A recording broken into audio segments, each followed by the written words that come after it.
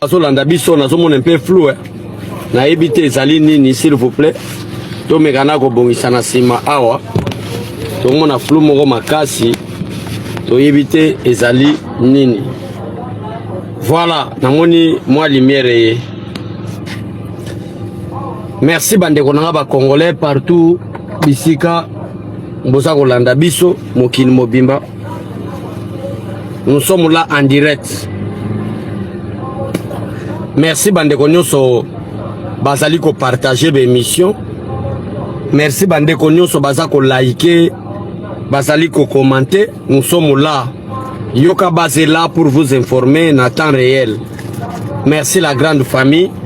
Ndenge bozali ko partager, ndenge bozali ko liker, ndenge bozali ko commenter. Nous sommes là en direct. Tolingi to lobela.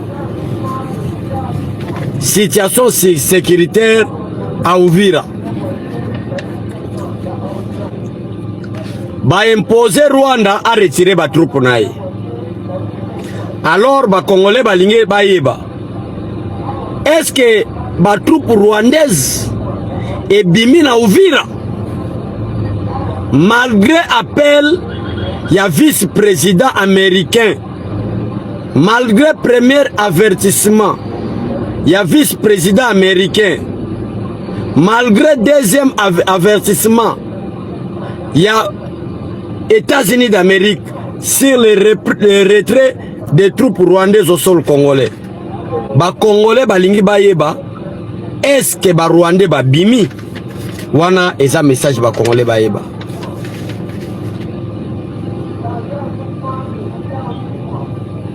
Alors, merci. Na bandeko nyonso baza en ligne partager émission yebisa bandeko bakota mwana mboka Trésor Lumbu azana message azope Sabino.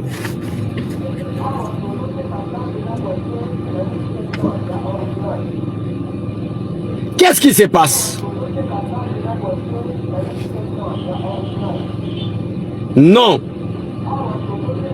je suis là pour nous informer bino makamba solo. Ba Rwandais ba bimité. Malgré l'instruction des États-Unis d'Amérique, malgré l'appel du vice-président américain sur le retrait des troupes rwandaises à Uvira, jusqu'à présent, tozali 16 heures passées de quelques minutes. Les Rwandais n'ont pas quitté Uvira. Ba bimité. Nazo bisabino le pourquoi. Nazo bisabino pe maintenant. Qu'est-ce qui va se passer? Na lolenge ba Rwandais ba bimité. Nde yangwana message mwana mboka Trésor Lumbu aye po apesa biso.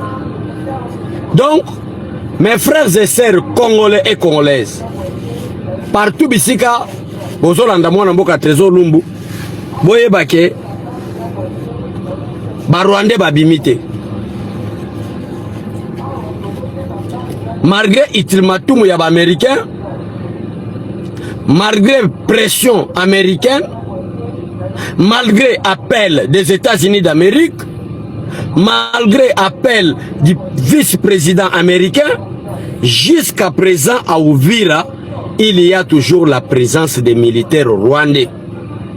Donc ba Rwandais, donc cela veut dire en d'autres termes que ba boyi Kagame boyi ko yoka instruction à vice-président américain, Kagame boyi ko yoka instruction à Donald Trump parce que pression bachaki ezalaki ke na journée ya lelo ba Rwandais bazala na Uvira te, ezalaki ke jour ya lelo ba Rwandais sengeli babima.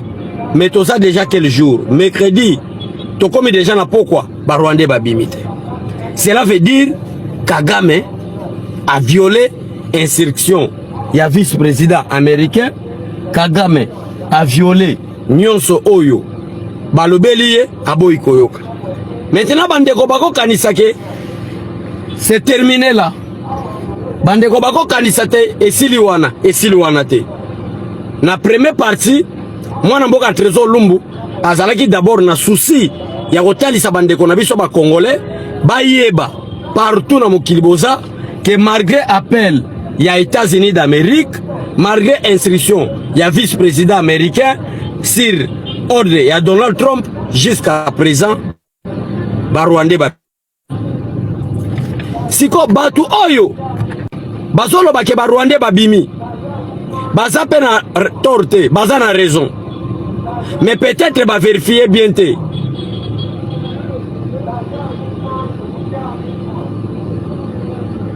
parce que la moni ba commentaire ba tebele baza na koloba ete babimi oui bato ba lobi ke ba Rwandais babimi baza na raison. Pourquoi? Parce que Kagame a la double G. Kagame a la cela veut dire pendant la journée Kagame a coupé ses instructions, ba militaire ba koti na ba char de combat, ba koti na auto blindé na bango, bango wana bazana ko se préparer, ba koti na moi ke ba bimi, mais ba tiki dispositif militaire mususu wana. Ebele basali lokola ba bimi. Ebele basali lokola ba ke. Ebele basali lokola ba zongi sima, batika ovira. Mais dès qu'on arrive le soir, bako kende na zamba moko babatami, na soir bazo kota maintenant na mobondo na tenue civile. Wana ba information tozanango. Cela veut dire pendant la journée, bazo longwa ovira comme si on est en train de respecter l'instruction des États-Unis d'Amérique. Babimi na ba tenue militaire, na ba char na bango, quelques chars, batiki disposition mususu. Mais le soir, vers 17h, 18h, bazo kotaka malembe na ba tenue civile pour baboma. Preuve à l'appui, ezalande komoko atindeli biso message, et sengeli to tangango pour nous prouver na bande na biso ba congolais que jusqu'à présent bango bimate, ndeko wana lobi boye. Mon frère Trésor Lumbu, selon ce que on est en train de vivre, les militaires rwandais se lancent dans le pillage des biens publics tels que des véhicules, il y a service, il y a DGM, c'est-à-dire Direction Générale de Migration et d'autres services de l'État dans la ville d'Uvira et ses alentours. Baza minito nana koloba pillage ezana ndenge ya kosala masekite. Baza na konyoko la peuple congolais na ndenge ya kosakana te. Baza na kopiller lokola service ya DGM to benga bongo Direction Générale de Migration. Ba véhicule nyonso ezaki ya DGM ba piller yango. Ba piller yango so kende wapi Rwanda. Ba bien nyonso population bato bazalaka na mwa bozwi na bango. Bato bazalaka na mwa véhicule na ye. Bato bazalaka mwa bien mwa moto na ye. Tout est pillé à Uvira par des militaires rwandais, direction Rwanda. Alors qu'est-ce qui se passe? Pe bazo pillé ndenge nini? Bako distraire bande ko na biso ba congolais, pe congolaise. Ke biso to bimi. Ba bimi lourdement armé. Bako koma quelque part. Basali nini? Ba eko zonga na tenue civile. Tenue civile dès que bazo zonga wana kende na sale mission. Tenue civile e bazo zonga wana eza pourquoi? Ezali po ba piller. Baza na kata kotika ville ya Uvira na kata ba problème na kata ba difficulté ya ndenge ya masekite. Ba piller ba service à l'État. Ba piller mituka ya l'État. Ba piller ba mituka ya ba DGM. Bazo memango direction Rwanda. Mais pendant la journée, on est en train de tromper la vigilance des Congolais et Congolaises qui est basée na kobima na kata Uvira. Et pendant le soir, basée na kata kozonga pour piller bande konabiso, pour piller ba service à l'État. Voilà le message. Nde yangwana omoni biso tozoya poto yebisa bande konabiso ba réalité ezoleka na mboka na biso. Yangona bozomone moment donné tozanga na kanda omona mutu moko boya azoloba mabe ya président Félix Tshisekedi et pesaka ene na motema poso kata yo sala ye mabe parce que bako yeba ba réalité ezoleka te. Ceux qui souffrent à Uvira malgré la pression des Américains, ce sont nos frères congolais, ce sont nos sœurs congolaises.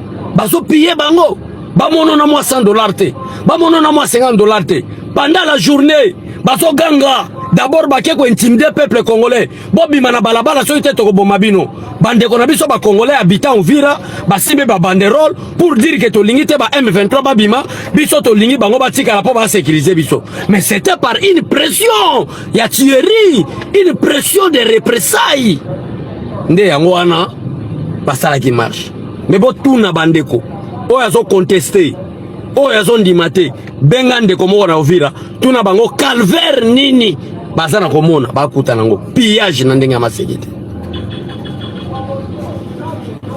pillage na ndenge masekite